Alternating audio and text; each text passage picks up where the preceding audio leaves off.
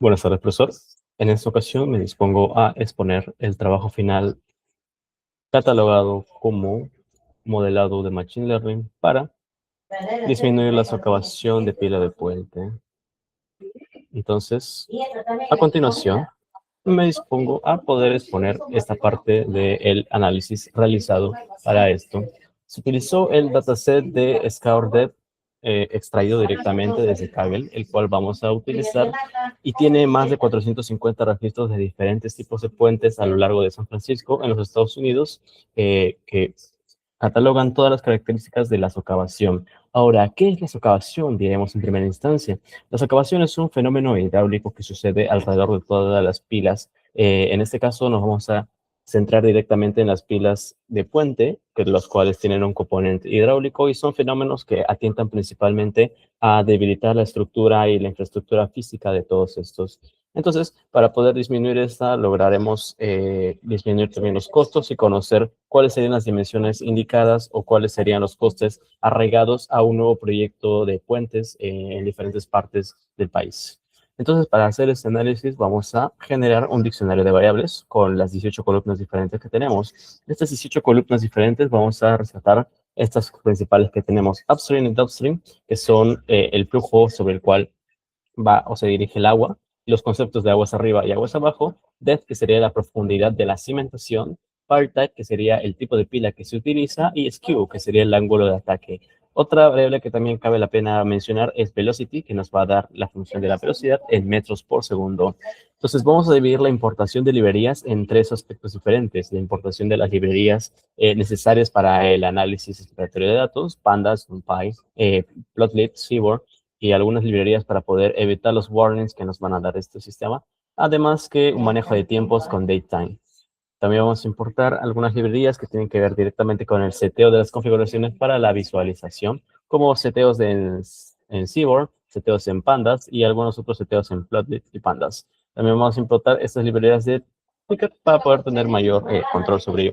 Finalmente vamos a importar los módulos necesarios para la parte de modelado y Machine Learning, en este caso los específicos.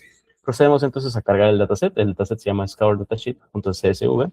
Este dataset va a tener un total de 488 registros y 18 columnas, tal cual lo tenemos.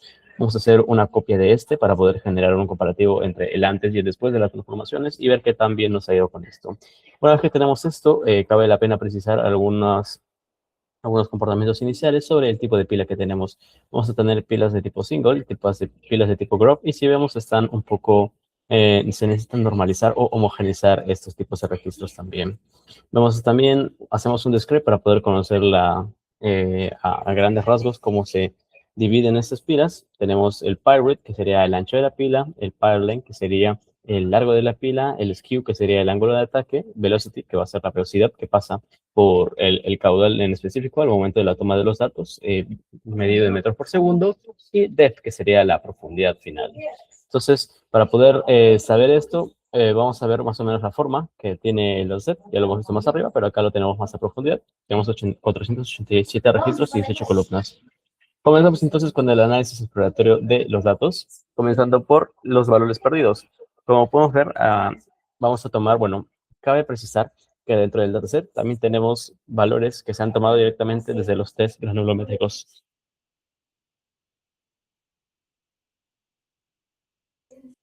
los cuales van a ser analizados de manera separada en este caso. Por lo tanto, tomamos las variables de 95, 16, 50 y 84 para analizarlos aparte. Estas variables también contienen ciertos valores perdidos representados por un guión. Así que para evitar esos errores vamos a poder hacer un paso intermedio que sería la transformación a una string y de ahí finalmente la transformación a un tipo float. Al hacer esas transformaciones vamos a poder visualizar cuál es el tipo de variables que ahora tenemos, viendo que ya tenemos los tipos correctos en este caso para poder hacer tanto los análisis cualitativos como cuantitativos. Por conocimiento en sí en general, al momento de la toma de los datos, la columna tipo PIRE ha servido para poder distinguir cuáles son los lotes en los cuales se han tomado las muestras de las pilas. En este caso no nos es relevante para un análisis, por lo tanto procedemos a dropearla. Vamos a entonces embarcarnos en un viaje para poder conocer cuáles son los outliers que tenemos aquí y vamos a ver principalmente nuestra variable target, que en este caso va a ser Scour, que sería la profundidad de la socavación. Vemos entonces que la profundidad tiene una distribución de este modo, se encuentra sesgado hacia la derecha, una cola bastante pesada en este caso, y tiene algunas observaciones. Para poder evitar cualquier tipo de problema con estas observaciones o outliers que salen en sí de la parte, bueno, del límite inferior y límite superior sobre esos rangos intercuartiles, vamos a proceder a eliminarlos. Por lo tanto, solamente vamos a utilizar el rango intercuartílico entre los percentiles 3 y 1. Al eliminarlos podemos visualizar el antes y el después. El después queda bastante homogéneo entre los 0,4 y 0,8 para el percentil 1 y 3 en este caso. Y procedemos a visualizar cómo se ha reestructurado esto a partir de las transformaciones que hemos hecho. Entonces que ahora todo tenemos 409 registros y 17 columnas. Vamos a hacer lo mismo, pero en este caso nos vamos a asegurar de eliminar todos los missing values a partir de este comando. Nos aseguramos y vemos que principalmente no se ha eliminado ni un solo registro, puesto que ya no tenemos ningún valor perdido en este caso. Vamos a generar una variable tipo D para poder hacer el análisis de la parte granulométrica aparte del dataset original. Entonces ahora vamos a hacer un análisis sobre las variables categorías que tenemos. En este caso, PyShape es nuestro principal interés. Haciendo un gráfico, podemos ver que la mayoría de los registros o observaciones se encuentran en la pila del tipo round.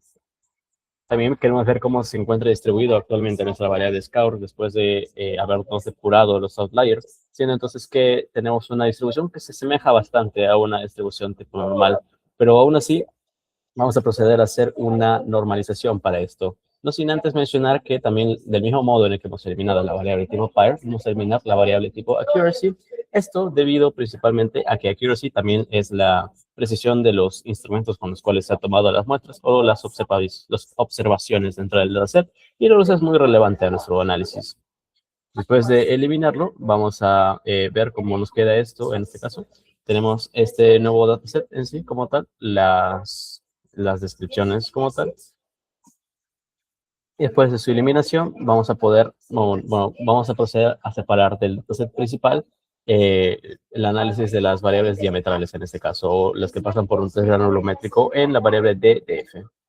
Lo vemos por un momento, vemos el tipo de variables que se tiene, todos son variables correctas del tipo flow para poder hacer su análisis. Entonces procedemos a una normalización, en este caso que es efecto líneas arriba o códigos arriba. Una vez que se han normalizado las variables numéricas, vamos a tener pyr width, pyr length, skew, velocity, depth. Vamos a pasar a un análisis multivariado, en este caso, pintando en pantalla el pair plot, que en este caso nos va a dar diferentes diagramas de dispersión para las diferentes variables.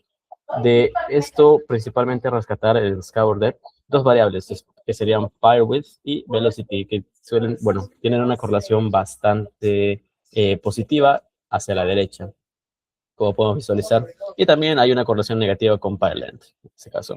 Tenemos las variables categóricas, vamos a visualizarlas, las cuales se han dividido en este otro dataset de FK. Y también nos es de relevancia poder saber cómo estas categorías afectan directamente hacia nuestra variable target, que sería el scour depth. Vemos entonces que no hay mayor diferencia cuando analizamos la variable upstream, bueno, upstream o downstream, el tipo de canal, si es aguas arriba o aguas abajo, siendo que son prácticamente similares. Pero vemos una gran diferencia cuando hablamos del pyr type, siendo acá también algunas diferencias bastante marcadas entre las pilas tipo single con S mayúscula y single con S minúscula, siendo dos grupos diferentes que son bastante afectadas. La mayor concavación, como podemos ver, son para las pilas en tipo conjunto para el group score. Entonces, sí podemos concluir que acá hay bastante variación. También vemos que la forma de la pila puede afectar bastante a la separación principal. En este caso, la pila tipo cuadrado es la que, bueno, se encuentra con una media más baja que el resto, casi similar a la de round. También vemos que el material del lecho puede afectar bastante, siendo entonces que las pilas que tienen un material de lecho cohesivo tienden a tener una socavación mucho más concentrada que algunos otros, como las no cohesivas, o incluso las variables que no se conocen en este caso. Ya que hemos visto, hay cierta variabilidad, o bueno, ciertas variables que falta normalizar, en específico dentro de la variable debris effect. Debris effect vendría a ser el efecto del escombro sobre nuestro lecho marino en este caso. Bueno, no nos queremos complicar en esa parte, así que procedemos a hacer una homogenización de los registros con un no insignificant substantial y todos los diferentes tipos de formas en las cuales está escrita dentro del dataset.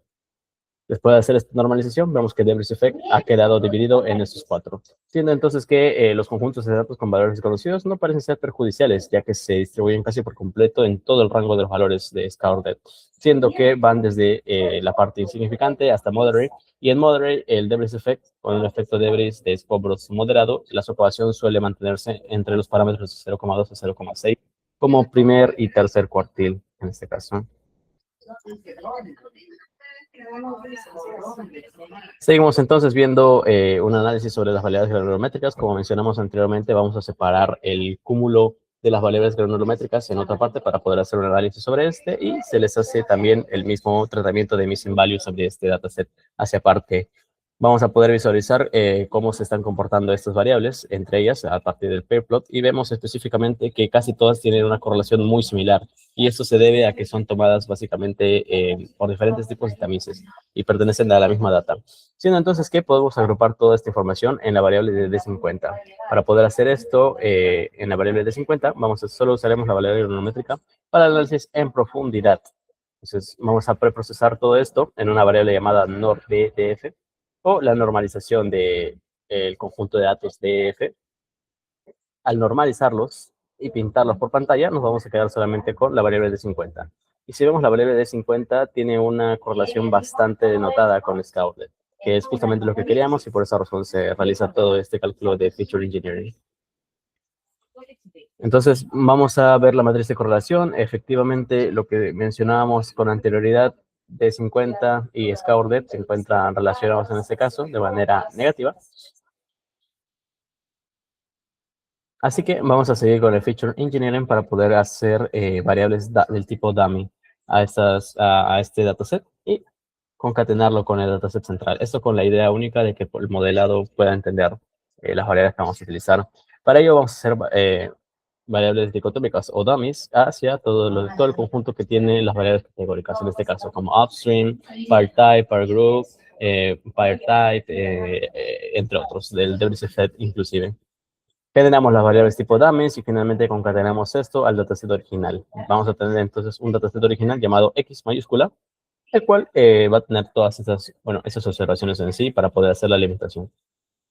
Siguiendo entonces con la preparación del modelo, generamos una matriz de correlación para poder saber más o menos cómo están correlacionadas nuestras variables sobre este nuevo dataset que se ha generado, que sería la parte del dataset para entrenar, en este caso, ya que en esta parte hacemos la separación, ¿no?, sobre el dataset que se va a entrenar. Un 90% de las observaciones van a ir por este lado, y el tamaño del dataset que se va a testear, solamente el 10%.